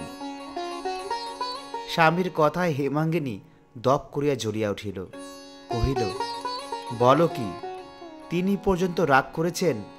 এত বড় আশ্চর্য কথা শুনলে হঠাৎ বিশ্বাস হয় না যে। এখন কি করলে রাগ থামবে বলো? বিপিন মনে মনে রাগ করিলেন, কিন্তু বাহিরে প্রকাশ করা তাহার স্বভাব নয়। তাই মনের ভাব গোপন করিয়া সহজভাবে বললেন, হাজার হলেও গুরুজনের সম্বন্ধে কি। কথাটা শেষ হইবার পূর্বেই হেমাঙ্গিনী কহিল, সব জানি, ছেলে মানুষটি নই যে গুরুজনের মান মর্যাদা বুঝিনে, কিন্তু ছোড়াটাকে ভালোবাসি বলেই যেন ওরা আমাকে দেখিয়ে দেখিয়ে ওকে দিবারাত্র বিদ্ধে থাকেন। তাহার কণ্ঠস্বর কিছু নরম শোনাইল, কারণ হঠাৎ ভাসুরের সম্বন্ধে শ্লেষ করিয়া ফেলিয়া সে নিজেই মনে মনে অপ্রতিভ হইয়াছিল, কিন্তু তাহারও গায়ের জ্বালাটা নাকি বড় জ্বলিতেছিল, তাই রাগ সামলাইতে পারেন নাই। বিপিন গোপনে ও পক্ষে ছিলেন, কারণ এই একটা পরের ছেলে লইয়া নিরর্থক দাদাদের সঙ্গে ঝগড়াঝাটি তিনি মনে মনে পছন্দ করিতেন না। স্ত্রীর এই লজ্জাটুকু লক্ষ্য করিয়া জো পাইয়া জোর দিয়া বললেন, ভেদাভেদি কিছুই নয়, তারা নিজেদের ছেলে শাসন করছেন, কাজ শেখাচ্ছেন, তাতে তোমাকে বিধলে চলবে কেন? তাছাড়া যাই করুন তারা গুরুজন যে। হেমাঙ্গিনী স্বামীর মুখে পানে চাহিয়া প্রথমটা কিছু বিস্মিত হইল, কারণ এই 15-16 বছরের ঘরকন্যায় স্বামীর এত বড় ভাতৃভক্তি সে ইতিপূর্বে দেখে নাই। কিন্তু পর মুহূর্তে তাহার সর্বাঙ্গ ক্রোধে জ্বলিয়া উঠিল। কহিল, তারা গুরুজন, আমিও মা। গুরুজন নিজের মান নিজে নিঃশেষ করে আনলে আমি কি দিয়ে ভর্তি করব? বিপিন কি একটা জবাব বোধ করে দিতে যাইতেছিল, থামিয়া গেলেন। দ্বারের বাহিরে কুণ্ঠিত কণ্ঠের বিনম্র ডাক শোনা গেল, মেজদি। স্বামী স্ত্রীতে চোকাচোকি হইল। স্বামী একটু হাসিলেন, তাহাতে প্রীতি বিকীর্ণ হইল না। স্থিত অধর ওষ্ঠ চাপিয়া কপাটের কাছে সরিয়া আসিয়া নিঃশব্দে কেষ্টর মুখের পানে চাহিতেই সে আহ্লাদে গড়িয়া গিয়া প্রথমে যা মুখে আসিল কহিল, কেমন আছো মেজদি? হেমাঙ্গিনী এক মুহূর্ত কথা কহিতে পারিল না। যাহার যেন স্বামী স্ত্রীতে এইমাত্র বিবাদ হইয়া গেল, অকস্মাৎ তাহাকে সম্মুখে পাইয়া বিবাদের সমস্ত বিরক্তিটা তাহারে মাথার গিয়া পড়িল। হেমাঙ্গিনী অনুচ্চ কণ্ঠস্বরে কহিলেন, এখানে কি? কেন তুই রোজ রোজ আসিস বলতো? কেষ্টর বুকের ভিতরটা ধক করিয়া উঠিল। এই কঠোর কণ্ঠস্বরটা সত্যই এত কঠোর শোনাইল যে হেতু ইহার যাই হোক, বস্তুরা যে সস্নেহে পরিহাস নয় বুঝিয়া লইতে এই দুর্ভাগা বালকটারও বিলম্ব হইল না। ভয়ে বিস্ময়ে লজ্জায় মুখখানা তাহার কালিমাখা হইয়া গেল। কহিল, দেখতে এসেছি। বিপিন হাসিয়া বলিলেন, দেখতে এসেছে তোমাকে? এই হাসি যেন দাঁত ভ্যাংচাইয়া হেমাঙ্গিনী অপমান করিল। সে দলিতা ভুজঙ্গিনীর মতো স্বামীর মুখের পানে একটিবার চাহিয়াই চোখ ফিরিয়া লইয়া কহিল, আর এখানে তুই আসিস নি, যা। বলিয়া কেষ্ট তাহার মুখের কালি হাসি দিয়া ঢাকিতে গিয়া সমস্ত মুখ আরো কালো আরো বিশ্রী বিকৃত করিয়া অধোমুখে চলিয়া গেল। সেই বিকৃতির কালো ছায়া হেমাঙ্গিনীর মুজের মুখের ওপর লইয়া স্বামীর পানে আর একবার চাহিয়া দ্রুত পথে ঘর ছাড়িয়া বাহির হইয়া গেল। দিন ৫-৬ হইয়া গেল, হেমাঙ্গিনীর জ্বর ছাড়ে নাই। কাল ডাক্তার বলিয়া গিয়াছিলেন সর্দি বুকে বসিয়াছে। সন্ধ্যার দ্বীপ সবেমাত্র জ্বালা হইয়াছিল। ললিত ভালো কাপড় জামা পরিয়া ঘরে ঢুকিয়া কহিল, মা, দত্তদের বাড়ি পুতুল নাচ হবে, দেখতে যাব? মা একটুখানি হাসিয়া বলিলেন, হ্যাঁ রে ললিত, তোর মা যে এই ৫-৬ দিন পড়ে আছে, একটি বারটি কাছে এসেও তো বসিস নে। ললিত লজ্জা পাইয়া শিয়রের কাছে আসিয়া বসিল।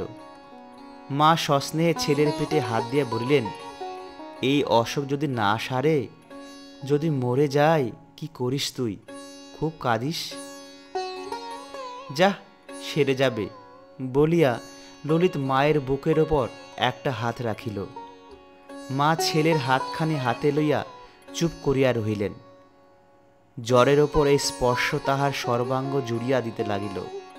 ইচ্ছা করিতে লাগিল এমন করিয়া বহুক্ষণ কাটান, কিন্তু একটু পরেই ললিত উসখুস করিতে লাগিল।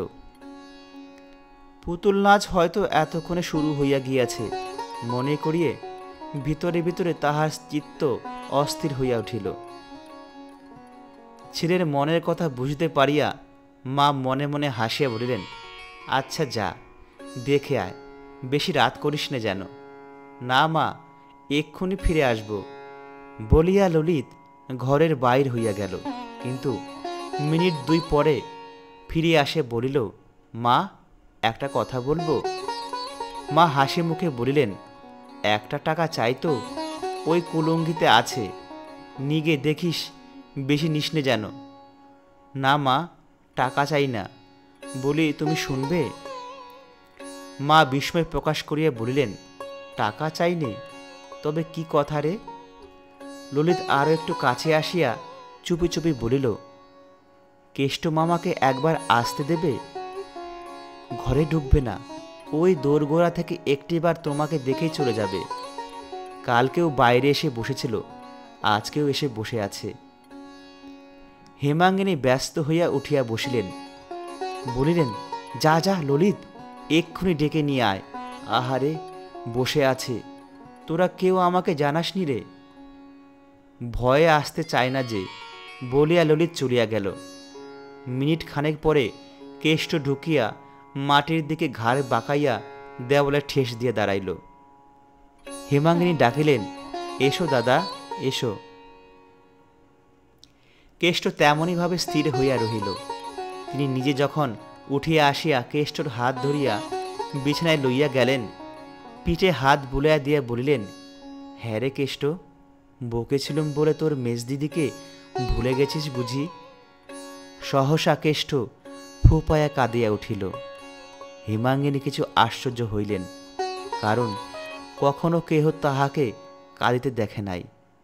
অনেক দুঃখ কষ্ট যাতনা দিলেও সে ঘাড় হেট করিয়া নিঃশব্দে থাকে, লোকজনের সম্মুখে জল ফেলে না। তার এই স্বভাবটি হেমাঙ্গিনী জানিতেন বলিয়াই বড় আশ্চর্য হইয়া বলিলেন, ছি, কান্না কিসের?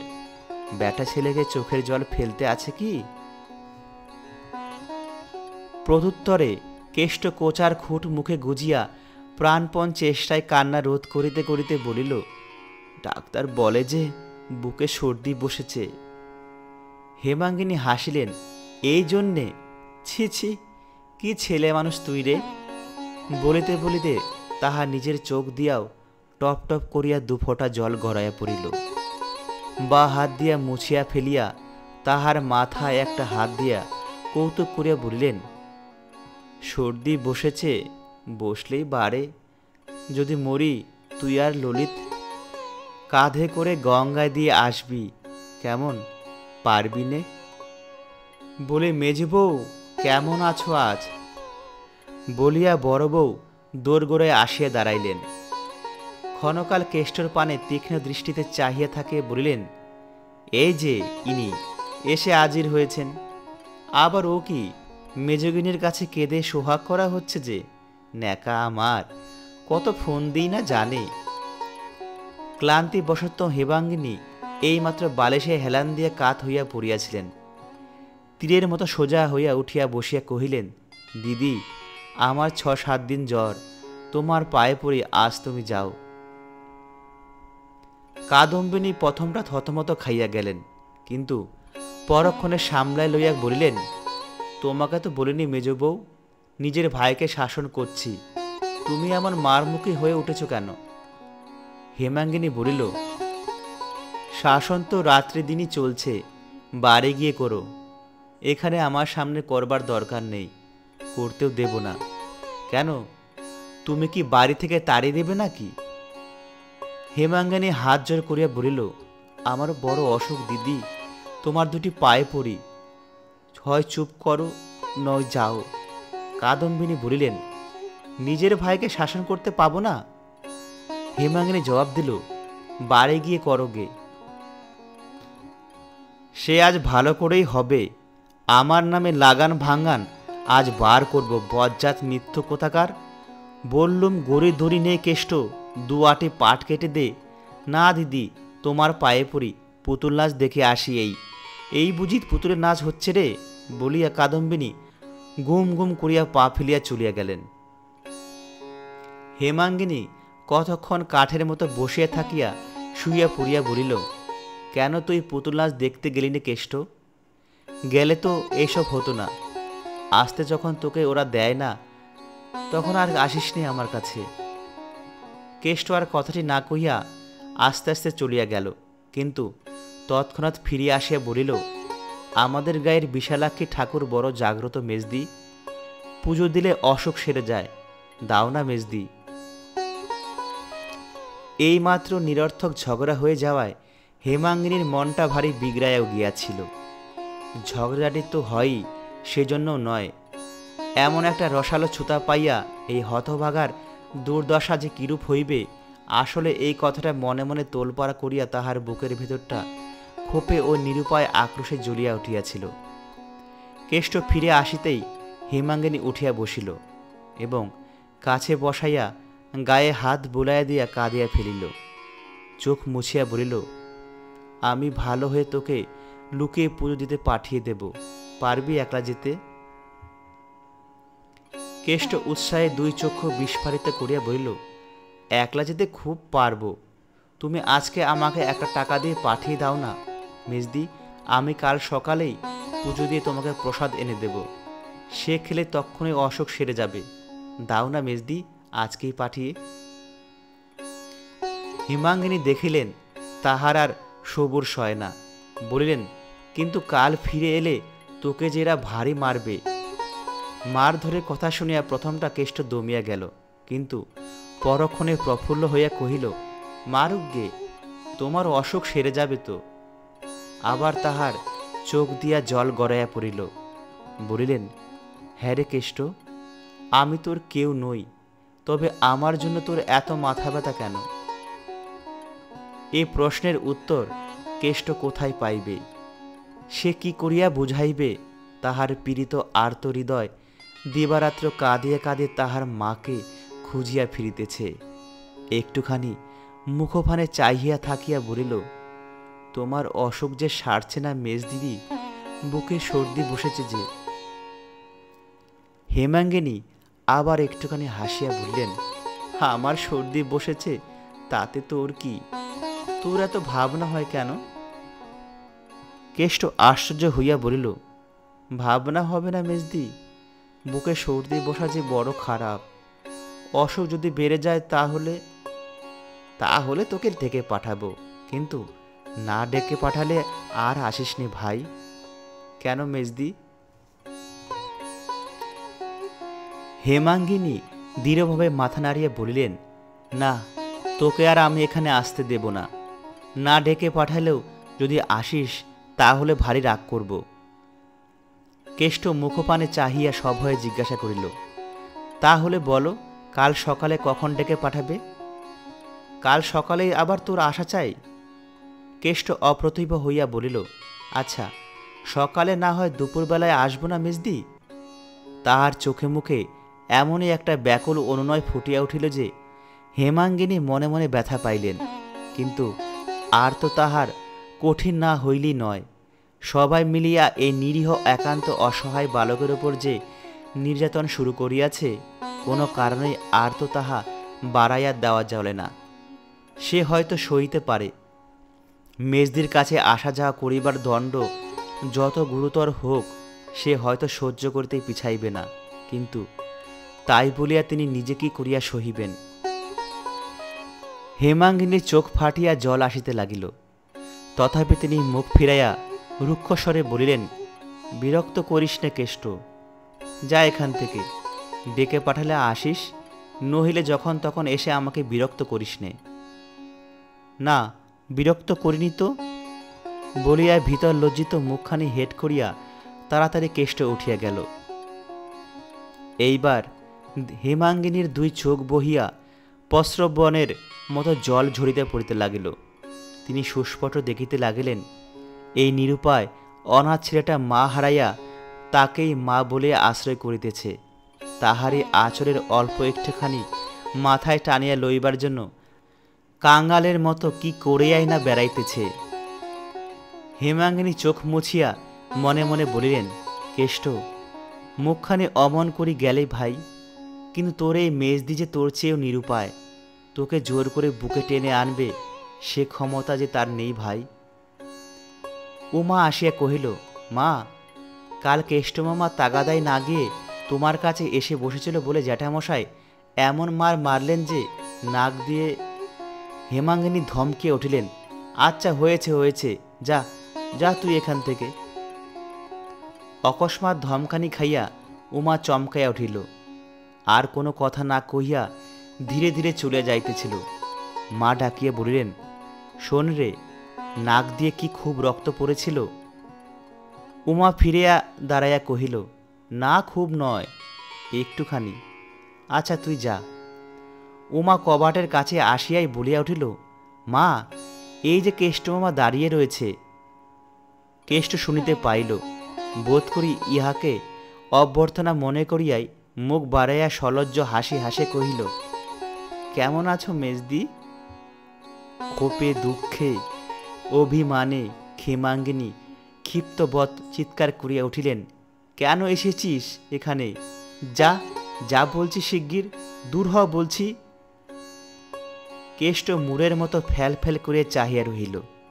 হেমাঙ্গিনী অধিকতর তীক্ষ্ণ তীব্র কণ্ঠে বলিলেন, তবু দাঁড়িয়ে রইলি হতভাগা, গেলিনে? কেষ্ট মুখ নামাইয়া শুধু যাচ্ছি বলিয়াই চলিয়া গেল। সে চলিয়া গেলে হেমাঙ্গিনী নির্জীবের মতো বিছানার একাধারে শুইয়া পড়িয়া অস্ফুটে ক্রুদ্ধস্বরে বলিয়া উঠিলেন, 100 বার বলি হতভাগাকে, আসিস নে আমার কাছে, তবু মেজদি। শিবুকে বলে দিস তো উমা, ওকে না আর ঢুকতে দেয়। উমা জবাব দিল না, ধীরে ধীরে বাহির হইয়া গেল। রাত্রে হেমাঙ্গিনী স্বামীকে ডাকাইয়া আনিয়া কাঁদো কাঁদো গলায় বলিল, কোনোদিন তো তোমার কাছে কিছু চাইনি, আজ এই অসুখের উপর একটা ভিক্ষা চাইছি, দেবে? বিপিন সন্দিগ্ধ কণ্ঠে প্রশ্ন করিলেন, কি চাই?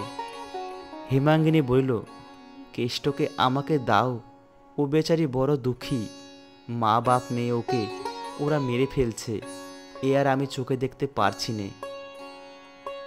বিপুন মৃদু হাসিয়া বলিলেন, তাহলে চোখ বুজে থাকলেই তো হয়। স্বামীর এই নিষ্ঠুর বিদ্রূপ হেমাঙ্গিনীকে শূল দিয়া বিধিল। অন্য কোনো অবস্থায় সে ইহা সইতে পারিত না, কিন্তু আজ নাকি তাহার দুঃখে প্রাণ বাহির হইতেছিল। তাই সহ্য করিয়া লইয়া হাত জোর করিয়া বলিল, তোমার দিব্যি করে বলেছি, ওকে আমি পেটের ছেলের মতো ভালোবেসেছি। দাও আমাকে, মানুষ করি, খাওয়াই পড়াই, তারপরে যা ইচ্ছে হয় তোমাদের তাই করো। বড় হলে আমি একটি কথাও কব না। বিপিন একটুখানি নরম হইয়া বলিলেন, ওকে আমার গোলার ধান চাল যে তোমাকে দিনে দেব? পরের ভাই, পরের বাড়ি এসেছে, তোমার মাঝখানে পড়ে এত দরদ কিসের জন্যে? হেমাঙ্গিনী কাঁদিয়া ফেলিল।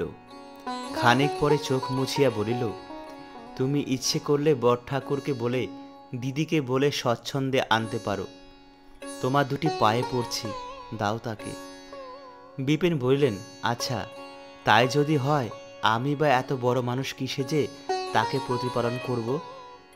হেমাঙ্গিনী বলিল, তুমি আগে আমার একটা তুচ্ছ কথাও ঠেলতে না। এখন কি অপরাধ করেছি যে যখন এমন করে জানাচ্ছি, বলছি সত্যি আমার প্রাণ বার হয়ে যাচ্ছে, তবু এই সামান্য কথাটা রাখতে চাইছো না? সে দুর্ভাগা বলে কি তোমরা সকলে মিলে তাকে মেরে ফেলবে? আমি তাকে আমার কাছে আসতে বলবো, দেখি ওরা কি করেন। বিপিন এবার রুষ্ট হইলেন, বলিলেন, আমি খাওয়াতে পারবো না। হেমাঙ্গিনী কহিল, আমি পারবো। আমি কি বাড়ির কেউ নই যে নিজের ছেলেকে খাওয়াতে পারবো না? আমি কালই তাকে আমার কাছে এনে রাখবো। দিদিরা জোর করেন তো আমি তাকে থানার দারোগার কাছে পাঠিয়ে দেব। স্ত্রীর কথা শুনিয়া বিপিন ক্রোধে অভিমানে ক্ষণকাল অবাক হইয়া থাকিয়া বলিলেন, আচ্ছা, সে দেখা যাবে, বলিয়া বাইর হইয়া গেলেন। পরদিন প্রভাত হইতেই বৃষ্টি পড়িতেছিল। হেমাঙ্গিনী জানালাটা খুলিয়া দিয়া আকাশের পানে চাহিয়াছিলেন। সহসা পাঁচু গোপালের উচ্চ কণ্ঠস্বর কানে এলো। সে চেঁচাইয়া বলিতেছিল, মা, তোমার গুণধর ভাই জলে ভিজতে ভিজতে এসে হাজির হয়েছে। খ্যাংরা, কোথায় রে? যাচ্ছি আমি, বলিয়া কাদম্বিনী হুঙ্কার দিয়া ঘর হইতে বাহির হইয়া মাথায় গামছা দিয়া দ্রুতপদে সদর বাড়িতে ছুটিয়া গেলেন। হেমাঙ্গিনীর বুকটা যেন কাঁপিয়া উঠিল। ললিতকে ডাকিয়া বলিলেন, যা তো বাবা, ও বাড়ির সদরে, দেখ তো তোর কেষ্টমামা কোথা থেকে এলো। ললিত ছুটিয়া চলিয়া গেল এবং খানিক পরে ফিরিয়া আসিয়া কহিল, পাঁচুদা তাকে নাড়ুগোপাল করে মাথায় দুটো থান ইট দিয়ে বসিয়ে রেখেছে। হেমাঙ্গিনী শুষ্ক মুখে জিজ্ঞাসা করিলেন, কি করেছিল সে? ললিত বলিল, কাল দুপুরবেলা তাকে তাগাদা করতে পাঠিয়েছিল গয়লাদের কাছে। 3 টাকা আদায় করে নিয়ে পালিয়েছিল, সব খরচ করে এই আসছে। হেমাঙ্গিনী বিশ্বাস করলেন না, বললেন, কে বললে সে টাকা আদায় করেছিল? লক্ষণ গয়লা নিজে এসে বলে গেছে, বলিয়া ললিত পড়িতে চলিয়া গেল। ঘন্টা 2-3 আর কোনো গোলযোগ শোনা গেল না। বেলা 10টার সময় রাঁধুনি খান কত রুটি দিয়া গিয়েছিল। হেমাঙ্গিনী বসিবার উদ্যোগ করিতেছিল, এমনই সময় তাহার এই ঘরের বাহিরে কুরুক্ষেত্র বাঁধিয়া গেল। বড়গিন্নির পশ্চাতে পাঁচু গোপাল কেষ্টর কান ধরিয়া হির হির করিয়া টানিয়া আনিতেছেন। সঙ্গে বড় কর্তাও আছেন। মেজকর্তাকেও আনিবার জন্য দোকানের লোক পাঠানো হইয়াছে। হেমাঙ্গিনী শশব্যস্তে মাথার কাপড় দিয়া ঘরের একপাশে সরিয়া দাঁড়াইতেই বড় কর্তা তীব্র কটুকণ্ঠে শুরু করিয়া দিলেন, তোমার জন্যে আর তো আমরা বাড়িতে টিকতে পারিনি মেজ বৌমা। বিপিনকে বলো আমাদের বাড়ির দামটা ফেরত দিক, আমরা আর কোথাও উঠে যাই। হেমাঙ্গিনী বিস্ময়ে হতবুদ্ধি হইয়া নিঃশব্দে দাঁড়াইয়া রহিলেন। তখন বড়গিন্নি যুদ্ধ পরিচালনার ভার স্বহস্তে গ্রহণ করিয়া দ্বারের ঠিক সম্মুখে সরিয়া আসিয়া হাত মুখ নাড়িয়া বলিলেন, মেজ বউ, আমি বড় যা, তা আমাকেও কুকুর শিয়াল মনে করো তো ভালোই করো, কিন্তু 1000 দিন বলেছি, মিছে লোক দেখানো আহ্লাদ দিয়ে আমার ভাইয়ের মাথাটি খেয়েও নাকি। কেমন এখন ঘটল তো? ওগো, 2 দিন সোহাগ করা সহজ, কিন্তু চিরকালের ভারটি তো তুমি নেবে না, তা আমাকেই সইতে হবে। ইহা যে কটূক্তি এবং আক্রমণ তাহাই শুধু হেমাঙ্গিনী বুঝিল, আর কিছুই নয়। মৃদু কণ্ঠে জিজ্ঞাসা করিলেন, কি হয়েছে?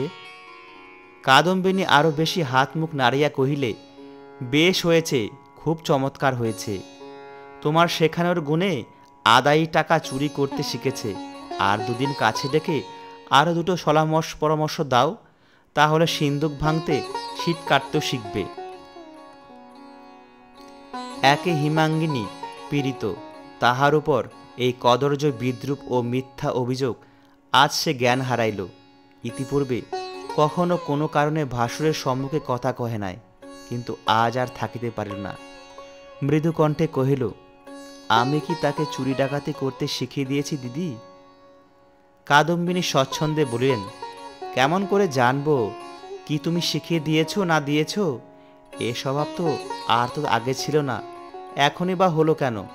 এত লুকোচুরির কথাবার্তাই বা তোমাদের কি, আর এত আহ্লাদ দেওয়াই বা কি জন্যে? কতদিনের পুঞ্জীভূত আবদ্ধ বিদ্বেষ রাশি যে এই একটু পথ পাইয়া বাহির হইয়া আসিল, তাহা যিনি সব দেখেন তিনি দেখিতে পাইলেন। মুহূর্তকালের জন্য হেমাঙ্গিনী হতজ্ঞানের মতো স্তম্ভিত হইয়া রহিল। এমন নিষ্ঠুর আঘাত, এত বড় নির্লজ্জ অপমান মানুষ মানুষকে যে করিতে পারে, ইহা যেন তাহার মাথায় প্রবেশ করিল না। কিন্তু মুহূর্তকালের জন্য পরক্ষণে সে মর্মান্তিক আহত সিংহীর মতো দুই চোখে আগুন জ্বালিয়া বাহির হইয়া আসিল। ভাসুরকে সম্মুখে দেখিয়া মাথায় কাপড় আর একটুখানি টানিয়া দিল, কিন্তু রাগ সামলাইতে পারিল না। বড়জাকে সম্বোধন করিয়া মৃদু অথচ কঠোর স্বরে বলিল, তুমি এত বড় চামার যে তোমার সঙ্গে কথা কইতেও আমার ঘৃণা বোধ হয়। তুমি এত বড় বেহায়া মেয়ে মানুষ যে ওই ছোড়াটাকে ভাই বলেও পরিচয় দিচ্ছ। মানুষ জানোয়ার পুষলে তাকেও পেট ভরে খেতে দেয়, কিন্তু ওই হতভাগাটাকে দিয়ে যত রকমের ছোট কাজ করে নিয়েও তোমরা আজ পর্যন্ত একদিন পেট ভরে খেতে দাও না। আমি না থাকলে একদিন ও না খেতে পেয়ে মরে যেত। ও পেটের জ্বালায় শুধু ছুটে আসে আমার কাছে, সোহাগ আহ্লাদ করতে আসে না। বড়জা বলিলেন, আমরা খেতে দিই নে, শুধু খাটিয়ে নি, আর তুমি ওকে খেতে দিয়ে বাঁচিয়ে রেখেছ? হেমাঙ্গিনী জবাব দিল, ঠিক তাই। আজ পর্যন্ত কখনো ওকে দুবেলা তোমরা খেতে দাওনি, কেবল মারধর করেছ, আর যত পেরেছ খাটিয়ে নিয়েছ। তোমার ভয়ে আমি 1000 দিন ওকে আসতে বারণ করেছি, কিন্তু খিদে বরদাস্ত করতে পারে না, আর আমার কাছে পেট ভরে দুটো ভাত খেতে পায় বলেই ছুটে ছুটে আসে, চুরি ডাকাতির পরামর্শ নিতে আসে না। কিন্তু তোমরা এত বড় হিংসুক যে তাও চোখে দেখতে পারো না। এবার ভাসুর জবাব দিলেন। কেষ্টকে সম্মুখে টানিয়া আনিয়া তাহার কোছার খুঁট খুলিয়ে একটা কলাপাতার ঠোঙ্গা বাহির করিয়া সক্রোধে বলিয়া উঠিলেন, হিংসুক আমরা? কেন যে ওরে ভালো চোখে দেখতে পারিনি তা তুমি নিজের চোখে দেখো। মেজ বৌমা তোমার শেখানোর গুণেই ও আমার টাকা চুরি করেই তোমার ভালোর জন্য কোনো একটা ঠাকুরের পুজো দিয়ে প্রসাদ এনেছে, নাও বলিয়া তিনি গোটা 2 সন্দেশ ও ফুল বেলপাতার ঠোঙ্গার ভিতর হইতে বাহির করিয়া দেখাইলেন। কাদম্বিনী চোখ কপালে তুলিয়া বলিলেন, মা গো, কি মিটমিটে শয়তান, কি ধরিবার ছেলে! বেশ তো মেজ বউ, তুমি এখন বলো না কি মতলবে ও চুরি করেছে? ও কি আমার ভালোর জন্যে? হেমাঙ্গিনী ক্রোধে জ্ঞান হারাইল। একে তাহার অসুস্থ শরীর, তাহাতে এই সমস্ত মিথ্যা অভিযোগ। সে দ্রুতপদে কেষ্টর সম্মুখীন হইয়া তাহার 2 গালে সশব্দে চর কষাইয়া দিয়া কহিল, বদমাইশ চোর, আমি তোকে চুরি করতে শিখিয়ে দিয়েছি। কতদিন তোকে আমি বাড়ি ঢুকতে বারণ করেছি, কতবার তোকে তাড়িয়ে দিয়েছি। আমার নিশ্চয় বোধ হচ্ছে তুই চুরির মতলবে যখন তখন এসে উকি মেরে দেখতিস। ইতিপূর্বেই বাড়ির সকলে আসিয়া উপস্থিত হইয়াছিল। শিবু কহিল, আমি নিজের চোখেই দেখেছি মা, পরশু রাত্রিরে ও তোমার ঘরের সম্মুখে আধারে দাঁড়িয়েছিল, আমাকে দেখে ছুটে পালিয়ে গেল। আমি এসে না পড়লে নিশ্চয়ই তোমার ঘরে ঢুকে চুরি করত। পাঁচু গোপাল বলিল, জানে মেজ খুড়িমার অসুখ, শরীর সন্ধ্যা হলেই ঘুমিয়ে পড়েন, কম কি চালাক? মেজ বউয়ের কেষ্টের প্রতি আজকার ব্যবহারে কাদম্বিনী যেন প্রসন্ন হইলেন। এই 16 বৎসরের মধ্যে এমন এইরূপ হন নাই। অত্যন্ত খুশি হইয়া কহিলেন, ভিজে বেড়াল! কেমন করে জানবো মেজ বউ তুমি ওকে বাড়ি ঢুকতে বারণ করেছ। ও বলে বেড়ায় মেজদি আমাকে মায়ের চেয়ে ভালোবাসে। ঠোঙ্গাশুদ্ধ নির্মাল্য টান মারিয়ে ফেলিয়ে দিয়া বলিলেন, টাকা 3টে চুরি করে কোথা থেকে 2টো ফুলটুল কুড়িয়ে এনেছে। বাড়ি লইয়া গিয়া বড়কর্তা চোরের শাস্তি শুরু করিলেন। সে কি নির্দয় প্রহার! কেষ্ট কথাও কহে না, কাঁদেও না। এদিকে মারিলে ওদিকে মুখ ফিরায়, এদিকে মারিলে ওদিকে মুখ ফিরায়। ভারী গাড়িশুদ্ধ গরু গাদায় পড়িয়া যেমন করিয়া মার খায়, তেমনি করিয়া কেষ্ট নিঃশব্দে মার খাইল। এমনকি কাদম্বিনী পর্যন্ত স্বীকার করিলেন, হা, মার খাইতে শিখিয়াছিল বটে, কিন্তু ভগবান জানেন এখানে আসার পূর্বে নিরীহ স্বভাবের গুণে কখন কেউ তাহার গায়ে হাত তুলে নাই। হেমাঙ্গিনী নিজের ঘরের ভিতর সমস্ত জানলা বন্ধ করিয়া দিয়া কাঠের মূর্তির মতো বসিয়াছিলেন। উমা মার দেখিতে গিয়াছিল, ফিরিয়া আসিয়া বলিল, জ্যাঠাইমা বললেন কেষ্টমামা বড় হলে ডাকাত হবে, ওদের গায়ে কি ঠাকুর আছে? উমা! মায়ের অশ্রুবিকৃত ভগ্ন কণ্ঠস্বরে উমা চমকে উঠিল। কাছে আসিয়া ভয়ে ভয়ে জিজ্ঞাসা করিল, কেন মা? হ্যাঁ রে, এখনো কি তাকে সবাই মিলে মারছে? বলিয়াই তিনি মেঝের ওপর উপর হইয়া পড়িয়া কাঁদিয়া উঠিলেন। মায়ের কান্না দেখিয়া উমাও কাঁদিয়া ফেলিল। তারপর কাছে বসিয়া নিজের আঁচল দিয়া জননীর চোখ মুছিয়া দিতে দিতে বলিল, পেছনের মা কেষ্টমামাকে বাইরে টেনে নিয়ে গেছে। হেমাঙ্গিনী আর কথা কহিলেন না, সেইখানে তেমনি করিয়াই পড়িয়া রহিলেন। বেলা 2-3টার সময় সহসা কম্প দিয়া ভয়ানক জ্বর আসিল। আজ অনেকদিন পর পথ্য করিতে বসিয়াছিলেন সে, খাবার কখনো একাধারে পড়ে শুকাইতে লাগিল। সন্ধ্যার পর বিপিন ও বাড়িতে বৌঠানের মুখে সমস্ত ব্যাপার অবগত হইয়া ক্রোধ ভরে স্ত্রীর ঘরে ঢুকিতেছিলেন। উমা কাছে আসিয়া ফিস ফিস করিয়া বলিল, মা জ্বরে অজ্ঞান হইয়া আছেন। বিপিন চমকাইয়া উঠিলেন, সে কি রে, আজ 3-4 দিন জ্বর ছিল না তো? বিপিন মনে মনে স্ত্রীকে অতিশয় ভালোবাসিতেন। কত যে ভালোবাসিতেন তাহা বছর 4-5 পূর্বে দাদাদের সহিত পৃথক হইবার সময় জানা গিয়েছিল। ব্যাকুল হইয়া ঘরে ঢুকিয়াই দেখিলেন তখনও তিনি মাটির ওপর পড়িয়া আছেন। ব্যস্ত হইয়া শয্যায় তুলিবার জন্য গায়ে হাত দিতেই হেমাঙ্গিনী চোখ মিলিয়া এক মুহূর্তে স্বামীর মুখের পানে চাহিয়া থাকিয়া অকস্মাৎ 2 পা জড়াইয়া ধরিয়া কাঁদিয়া উঠিলেন, কেষ্টকে আশ্রয় দাও, নইলে এই জ্বর আমার সারবে না। মা দুর্গা আমাকে কিছুতেই মাফ করবেন না। বিপিন পা ছাড়াইয়া লইয়া কাছে বসিয়া স্ত্রীর মাথায় হাত বুলাইয়া সান্ত্বনা দিতে লাগিলেন। হেমাঙ্গিনী বলিলেন, দেবে? বিপিন সজল চক্ষু হাত দিয়ে মুছিয়া বলিলেন, তুমি যা চাও তাই হবে, তুমি ভালো হয়ে ওঠো। হেমাঙ্গিনী আর কিছু বলিলেন না, বিছানায় উঠিয়া শুইয়া পড়িলেন। জ্বর রাত্রে ছাড়িয়া গেল। পরদিন সকালে উঠিয়া বিপিন ইহা লক্ষ্য করিয়া পরম আহ্লাদিত হইলেন। হাত মুখ ধুইয়া কিছু জলযোগ করিয়া দোকানে বাইর হইতেছিলেন, হেমাঙ্গিনী আসিয়া বলিলেন, মার খেয়ে কেষ্টার ভারী জ্বর হয়েছে, তাকে আমি আমার কাছে নিয়ে আসছি। বিপিন মনে মনে অত্যন্ত বিরক্ত হইয়া বলিলেন, তাকে এ বাড়িতে আনবার দরকার কি? যেখানে আছে সেখানে থাক না। হেমাঙ্গিনী ক্ষণকাল স্তম্ভিত হয়ে থাকিয়া বলিলেন, কাল রাত্রে যে তুমি কথা দিলে তাকে আশ্রয় দেবে। বিপিন অবজ্ঞা ভরে মাথা নাড়িয়া বলিলেন, হ্যাঁ, সে কে যে তাকে ঘরে এনে পুষতে হবে, তুমিও যেমন। কাল রাত্রে স্ত্রীকে অত্যন্ত অসুস্থ দেখিয়া যাহা স্বীকার করিয়াছিলেন, আজ সকালে তাহাকে সুস্থ দেখিয়া তাহাকেই তুচ্ছ করিয়া দিলেন। ছাতারা বগলে চাপিয়া উঠিয়া দাঁড়াইয়া বলিলেন, পাগলামি করো না, দাদারা ভারী চটে যাবেন। হেমাঙ্গিনী শান্ত দৃঢ় কণ্ঠে কহিলেন, দাদারা চটে গিয়ে কি তাকে খুন করে ফেলতে পারেন? না, আমি নিয়ে এলে সংসারে কেউ তাকে আটকে রাখতে পারবে না। আমার 2টি সন্তান ছিল, কাল থেকে 3টি হয়েছে। আমি কেষ্টর মা। আচ্ছা, সে তখন দেখা যাবে বলিয়া বিপিন চলিয়া যাইতেছিলেন। হেমাঙ্গিনী সম্মুখে আসিয়া দাঁড়াইয়া বলিলেন, এ বাড়িতে তাকে আনতে দেবে না? সরো সরো, কি পাগলামি করো, বলিয়া বিপিন চোখ রাঙাইয়া চলিয়া গেলেন।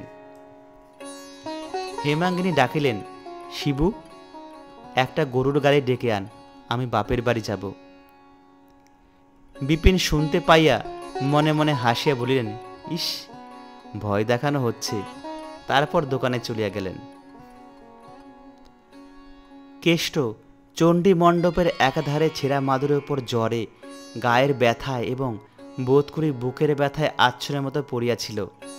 হেমাঙ্গিনী ডাকিলেন, কেষ্ট। কেষ্ট যেন প্রস্তুত হইয়াছিল, এইবারে তরাক করিয়া উঠিয়া বসিয়া বলিল, মেজদি। পরক্ষণে সলজ্জ হাসিতে তাহার সমস্ত মুখ ভরিয়া গেল, যেন তাহার কোনো অসুখ বিসুখ নাই। এইভাবে মহা উৎসাহে উঠিয়া দাঁড়াইল। কোচা দিয়া ছেঁড়া মাদুর ঝাড়িতে ঝাড়িতে বলিল, বসো।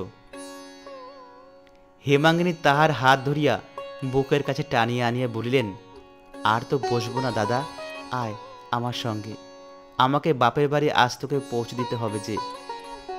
চলো, বলে কেষ্ট তাহার ভাঙ্গা ছড়িটা বগলে চাপিয়া লইল এবং ছেঁড়া গামছাখানা কাঁধে ফেলিল।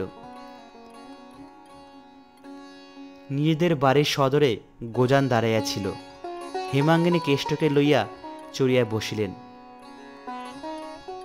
গাড়ি যখন গ্রাম ছাড়াইয়া গিয়াছে, তখন পশ্চাতে ডাকাডাকি চিৎকারে গাড়োয়ান গাড়ি থামাইল। ঘরমাক্ত কলেবরে আরক্ত মুখে বিপিনে আসিয়া উপস্থিত হইলেন। সভয়ে প্রশ্ন করিলেন, কোথায় যাও মেজ বউ? হেমাঙ্গিনী কেষ্টকে দেখাইয়া বলিলেন, এদের গ্রামে। কখন ফিরবে? হেমাঙ্গিনী গম্ভীর দৃঢ়কণ্ঠে উত্তর দিল, ভগবান যখন ফেরাবেন তখনই ফিরব। তার মানে? হেমাঙ্গিনী পুনরায় কেষ্টকে দেখাইয়া বলিল, কখনো যদি কোথাও এর আশ্রয় জোটে তবেই তো একা ফিরে আসতে পারব, না হয় একে নিয়েই থাকতে হবে। বিপিনের মনে পড়িল, সেদিনেও স্ত্রীর এমনই মুখের ভাব দেখিয়াছিলেন এবং এমনই কণ্ঠস্বরে শুনিয়াছিলেন। যেদিন মতি কামারের নিঃসহায় ভাগ্নের বাগানখানি বাঁচাইবার জন্য তিনি একাকী সমস্ত লোকের বিরুদ্ধে দাঁড়াইয়াছিলেন, মনে পড়িল, এই মেজবউ সে নয় যাহাকে চোখ রাঙায় টলানো যায়। বিপিন নম্রস্বরে বলিলেন, মাপ করো মেজবউ, বাড়ি চলো। হেমাঙ্গিনী হাত জোর করিয়া কহিলেন, আমাকে তুমি মাপ করো, কাজ না সেরে আমি কোনো মতেই বাড়ি আসতে পারব না। বিপিন আর এক মুহূর্ত স্থির শান্ত দৃঢ় মুখের পানে নিঃশব্দে চাহিয়া রইলেন। তাহার পর সহসা সম্মুখে ঝুঁকিয়া পড়িয়া কেষ্টর ডান হাতটা ধরিয়া ফেলিয়া বলিলেন, কেষ্ট, তোর মেজদিকে তুই বাড়িতে ফিরে নিয়ে আয় ভাই। শপথ করছি, আমি বেঁচে থাকতে তোদের দুই ভাই বোনকে আজ থেকে কেউ পৃথক করতে পারবে না। আয় ভাই, তোর মেজদিকে নিয়ে আয়।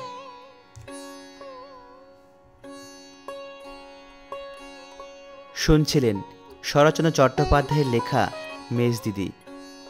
আমাদের চ্যানেলের গল্প যদি আপনাদের ভালো লেগে থাকে, অবশ্যই লাইক, কমেন্ট, শেয়ার এবং চ্যানেলটি সাবস্ক্রাইব করে আমাদের সঙ্গে থাকবেন। দেখা হচ্ছে পরের ভিডিওতে। ততক্ষণ সবাই ভালো থাকবেন, সুস্থ থাকবেন।